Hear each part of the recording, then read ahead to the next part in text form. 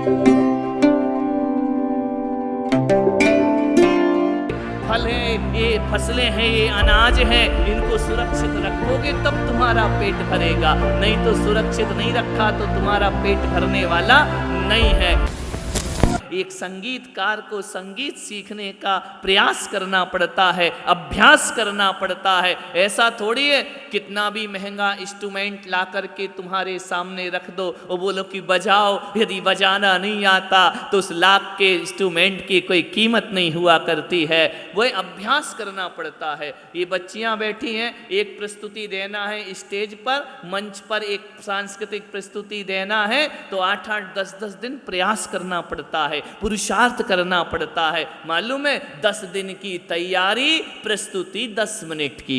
समझ में आया? 10 मिनट के लिए 10 दिन अभ्यास करना पड़ता है। तो अपने जीवन को यदि पुण्यमय बनाना है तो हमें जीवन भर भगवान की भक्ति करना पड़ेगी, तब जाकर इसका रिजल्ट प्राप्त हुआ करता है। आपको मालूम है आपके राजस्थान में ठंडी पड़ने लगी है? पड़ने लगी कि नहीं?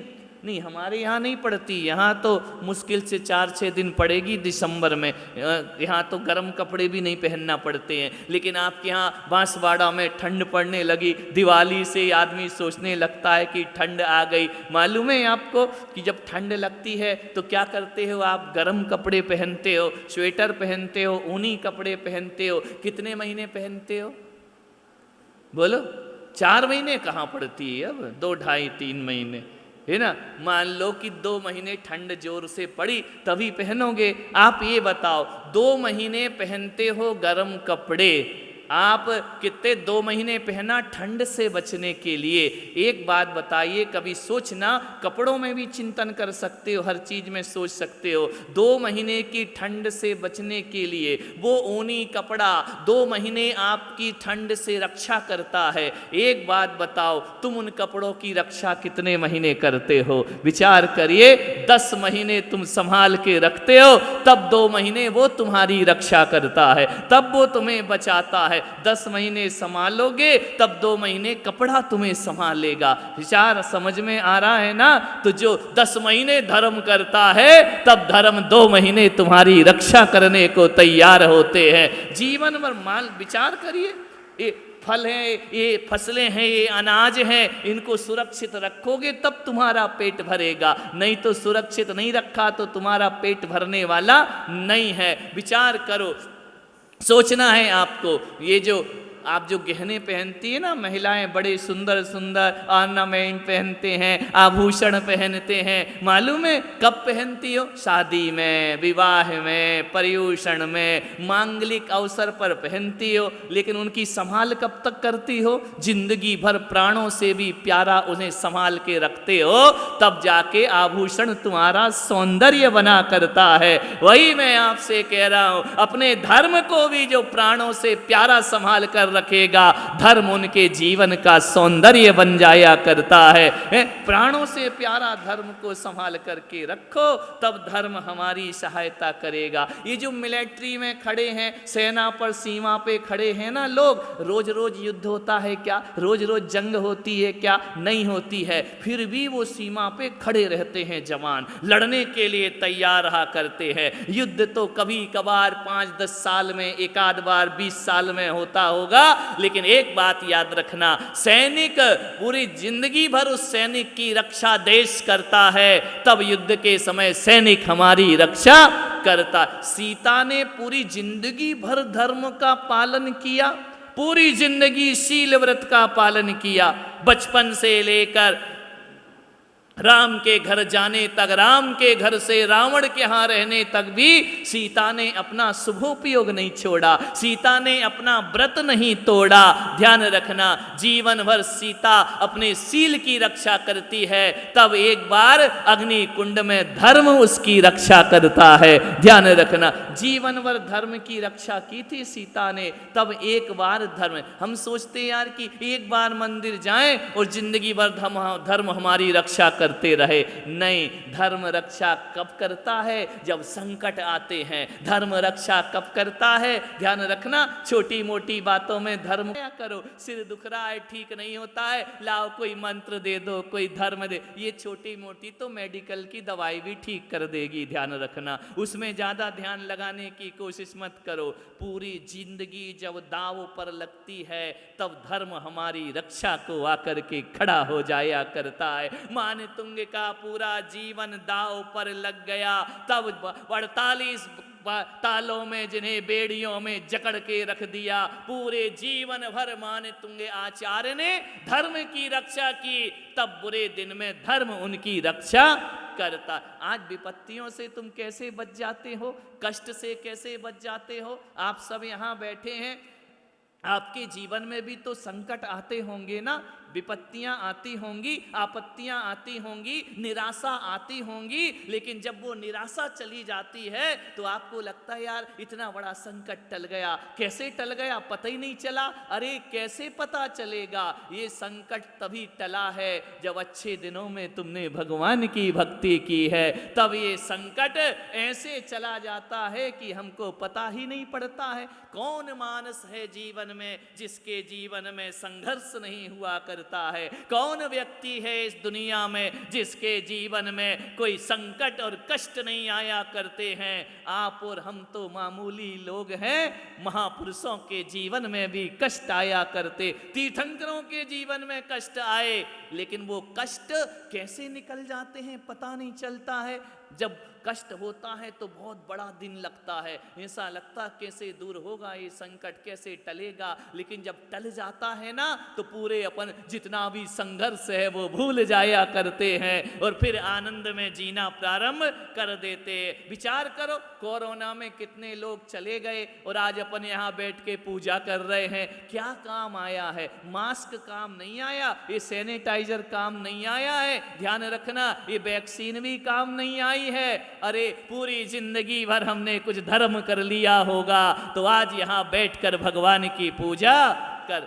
धर्म हमारी सहायता करता है, धर्म सहायता करते हुए दिखाई नहीं देता है, लेकिन बहुत बड़ी ताकत बनकर हमारे साथ साथ धर्म चला करता है। धर्म की अटूट शक्तियां होती हैं, बड़े बड़े संकटों को, विनाश को जो बोलो कितने लोग चले गए इस कोरोना से, ऐसी चिताएं जली कि एक एक चिता पर 4-4 लोगों को जलाना पड़ा। ऐसे नज़ारे इन आंखों ने देखे हैं। विचार करें, मैं बांसवाड़ा में था जहां चतुर्मास था, चारों तरफ आज इसकी अर्थी उठ गई, कल उसकी अर्थी उठ गई, आज वो चला गया, कल वो चला गया, चारों तरफ बल्लियों से हमारे मंदिर को चारों तरफ से बंद कर दिया। शाम को हम लोग फिर निकल के कमर्शियल कॉलोनी चले गए। ध्यान रखना, बड़ा अद्भुत नज़ारा था बांसवाड़ा का। एक भी दिन प्रवचन नहीं हुआ, एक भी दिन कार्यक्रम नहीं हुआ, कुछ नहीं, बस यही देखते रहे, आज ये गया,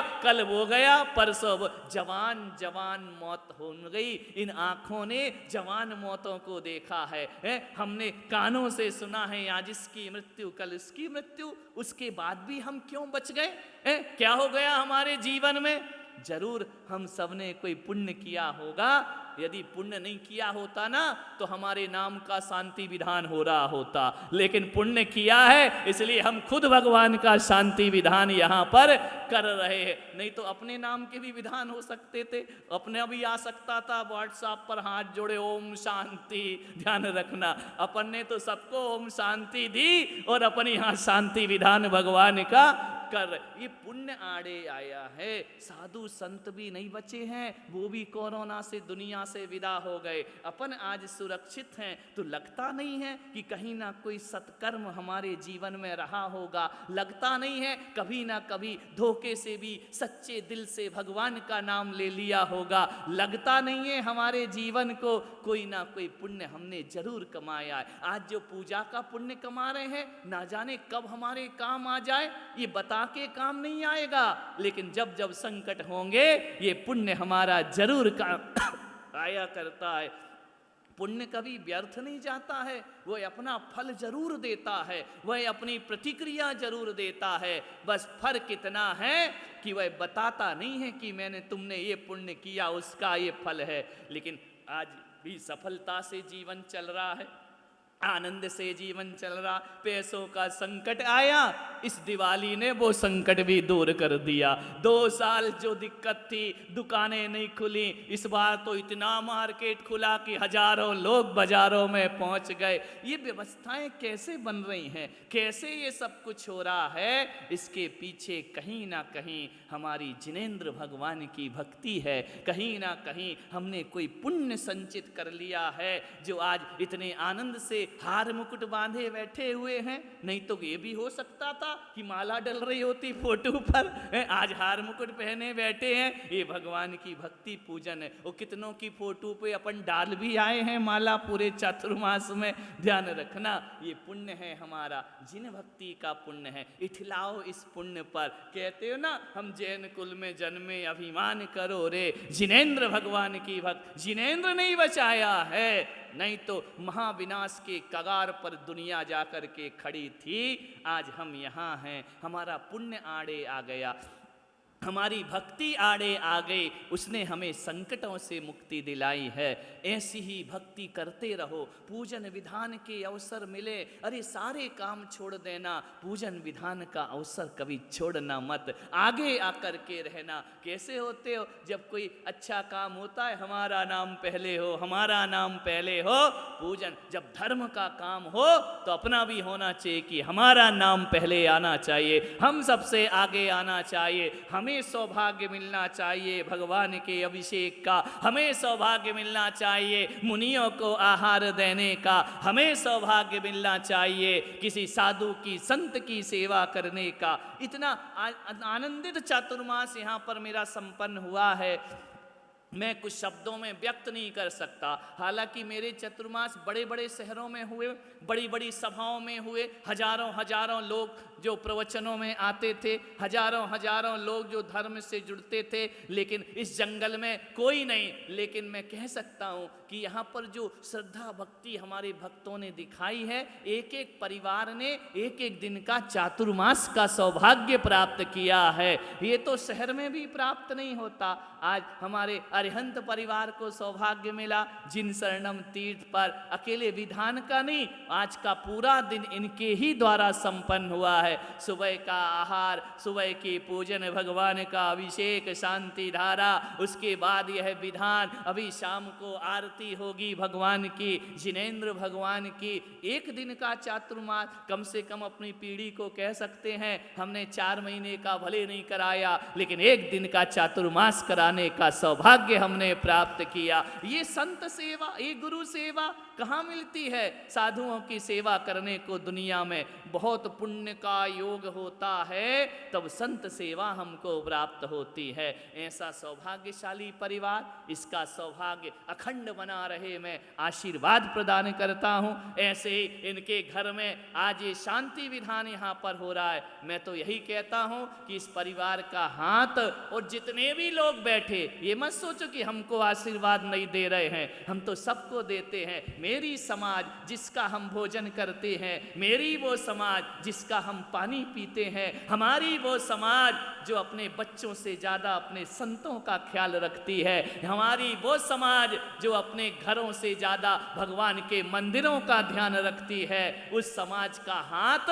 ऐसा रहना चाहिए, कभी भी ऐसा होना नहीं चाहिए। यही आशीर्वाद मैं प्रदान करता हूँ। दोनों हाथ लुटाओ, पुण्य की धरा है, पावन धरा है, बटोरो नहीं, लुटाना सीखो जीवन में। जो लुटाएगा उसके पास लौट लौट करके आएगा, जो जोड़ जोड़ के रखेगा चला जाएगा। इस आया था जब धरती पर क्या लेकर आया था, और जाएगा तो क्या लेकर जाए। ये पुण्य संचय करिए। मनुष्य का भाव, इतने अरबों की जनसंख्या है, 7 अरब की जनसंख्या पूरे विश्व की है।